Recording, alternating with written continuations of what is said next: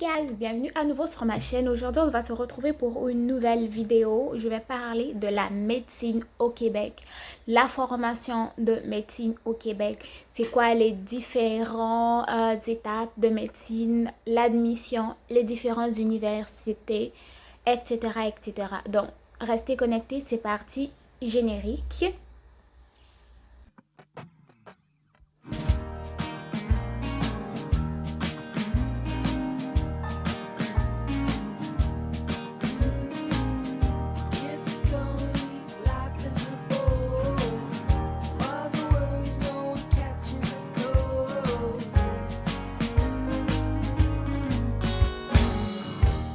Donc, pour parler en fait de la médecine ici au Québec, à savoir que je ne suis pas experte dans la matière. Comme je vous le dis toujours, je suis quelqu'un qui m'intéresse beaucoup à ces domaines, dans le domaine de la santé en fait. Et comme plusieurs d'entre vous m'ont posé la question concernant la médecine au Québec, donc je suis allée comme d'habitude chercher l'information et après trouvaille, donc je suis venue discuter avec vous. Donc, à savoir premièrement, j'ai pris des notes, hein. J'ai pris des notes, je ne connais pas toutes, parce que je suis pas en médecine. Donc, j'ai pris des notes pour vous. Aussi, je vais vous mettre les liens en barre d'infos comme toujours.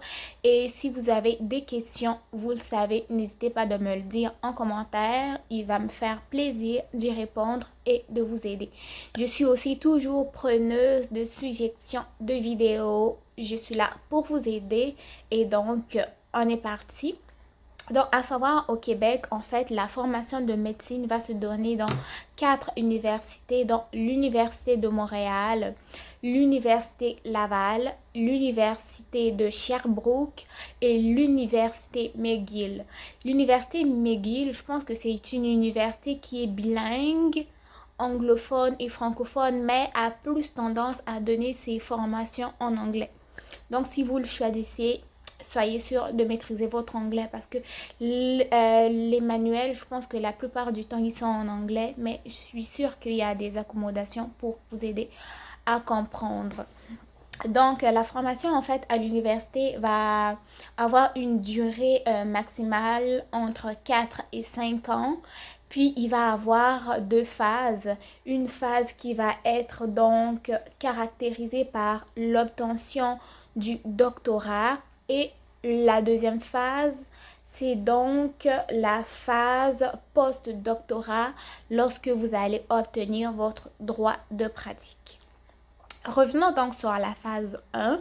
La phase 1 donc va correspondre au premier cycle qui est finalisé donc par l'obtention du baccalauréat. Cette étape-là va durer entre 4 et 5 ans, tout dépendamment des universités.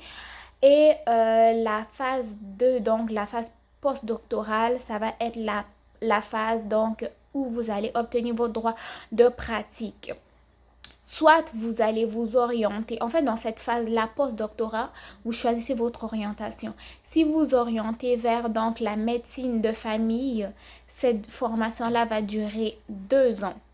Si vous allez dans les différentes spécialisations, à savoir qu'au Québec, il y en a 32 que j'ai vues. Donc, si vous choisissez l'une des spécialisations que je n'ai pas, en fait, je ne suis pas allée approfondir c'est quoi les différentes, mais je sais qu'au Québec, c'est 32 spécialités. Donc, si vous en choisissez une, la durée de formation va être entre 3 et 6 ans. Encore tout dépendamment de la formation, tout dépendamment de l'université. Et aussi, vous pouvez prendre la direction de la recherche. Soit vous allez en médecine de famille, soit vous choisissez une des 32 spécialités ou vous vous orientez en recherche. Aussi à savoir donc pendant la phase préclinique, vous allez à la fois avoir en fait la phase préclinique. Donc cette phase préclinique là, elle va vous aider donc à vous familiariser avec les bases théoriques de la médecine. Vous allez aussi commencer votre contact avec le milieu hospitalier où vous allez avoir plusieurs stages dans différents départements. Et ensuite de ça, vous allez commencer votre externat. Votre externat, elle va se caractériser par des stages. plus de stages, théorie minimum ou pas. Et donc, à la fin de cet externat-là, vous allez passer un examen qui s'appelle LMCCI. En fait, c'est un examen pan-canadien qui va vous permettre d'avoir votre résidence. La résidence en médecine, donc, vous savez, vous avez terminé vos stages, vous avez terminé votre externat, vous avez eu votre résidence, donc vous allez être un médecin résident, que ce soit en médecine de famille, en chirurgie, en obstétrique, peu importe où vous allez.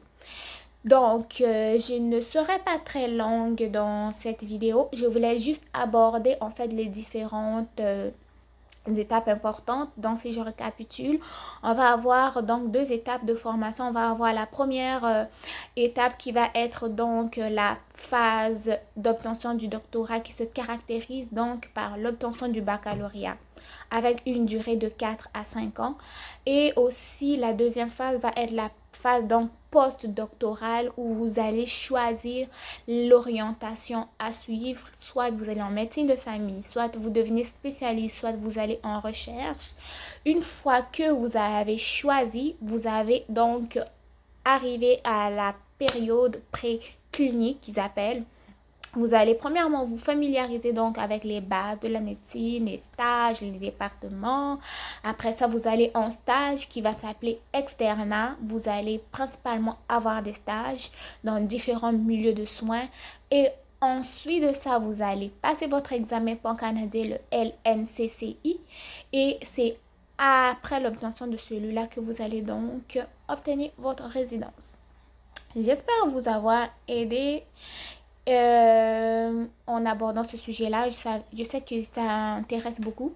Donc, les différentes universités, ils vont en avoir 4 au Québec, comme je l'ai dit. L'Université Laval, l'Université de Montréal, l'Université de Sherbrooke, l'Université McGill. Et pour ce qui concerne tous ces universités-là, je vais vous mettre les liens en barre d'infos pour aller trouver plus d'informations. Comme je le dis, je ne suis pas experte dans la matière.